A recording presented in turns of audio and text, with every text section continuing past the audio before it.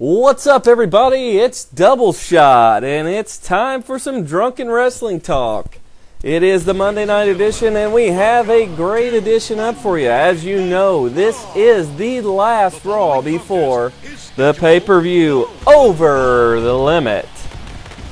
As the show started off, we had Cena out there to make a little speech, but was rudely interrupted by Alex Riley and The Miz. And then the Raw general manager gave Miz a chance to screw John Cena by creating a match on Monday as the main event. And Miz got to pick the opponent and the stipulation. It's a pretty interesting concept, but we'll get to that later on. After that was a match between Kofi Kingston and CM Punk, where CM Punk laid the smack down, leaving the Nexus at the ramp. Next we had Kelly Kelly versus Brie Bella, where Kelly Kelly took home the victory. But then we had another mystery appearance of Karma, who put the smackdown on one of the Bellas with her finishing move and made Kelly Kelly piss herself in the corner. Still don't know what this is all about. I'm sure we will see them in the pay-per-view. Next, we had Rey Mysterio, who called out R-Truth, but R-Truth didn't want to show up just yet. Instead, Alberto Del Rio did. They had a little match, and Rey Mysterio won by disqualification.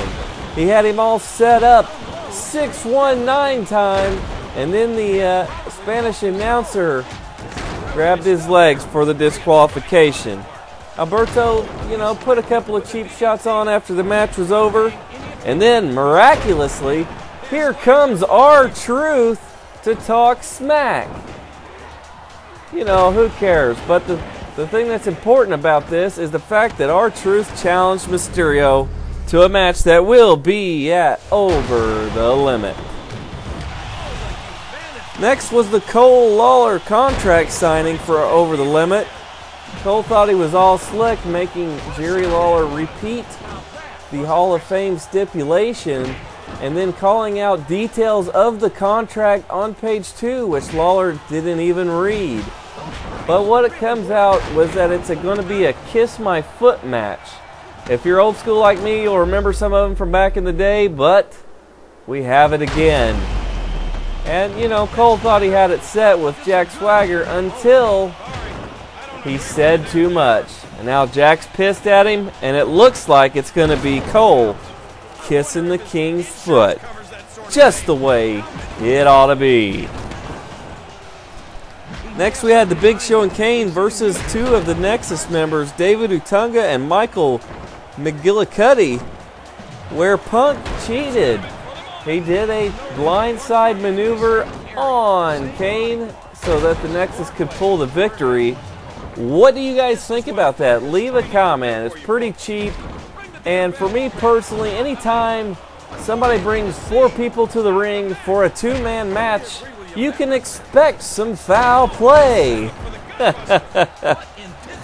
Maybe the Big Show and Kane should bring some backup come Sunday. Next was the main event, which The Miz stipulated as a no-holds-barred match. But then as Cena came out to the ring, he was blindsided by his mystery opponent, the one and only Jack Swagger. That's right.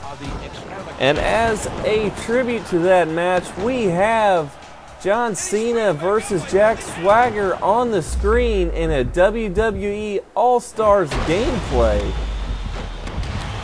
But anyways, it was a pretty long match. And the funny thing about the match was that Cena put the STF on Swagger and made Swagger quit. If you all don't know, that is going to be the main event for Over the Limit pay-per-view, is Cena versus The Miz in an I Quit match. A little taster for some of the other matches are the Rey Mysterio R-Truth match, Randy Orton versus Christian for the World Heavyweight title, Cole versus King, Kisses the Foot, and much more. If you made it this far, be sure and click like and subscribe. This channel needs your comments to be successful. Thanks again for watching. We'll see you next time.